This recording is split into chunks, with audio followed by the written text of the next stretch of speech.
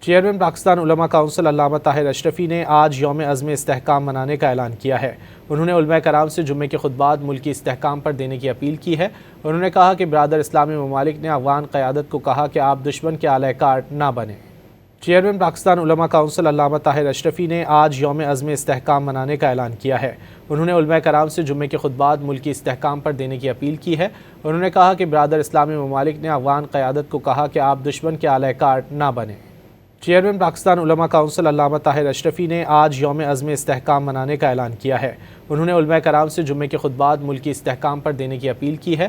انہوں نے کہا کہ برادر اسلامی ممالک نے افغان قیادت کو کہا کہ آپ دشمن کے اعلی کار نہ بنیں۔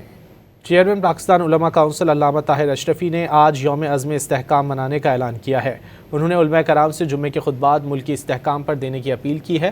انہوں نے کہا کہ برادر اسلامی ممالک نے افغان قیادت کو کہا کہ آپ دشمن کے اعلی کار نہ بنیں۔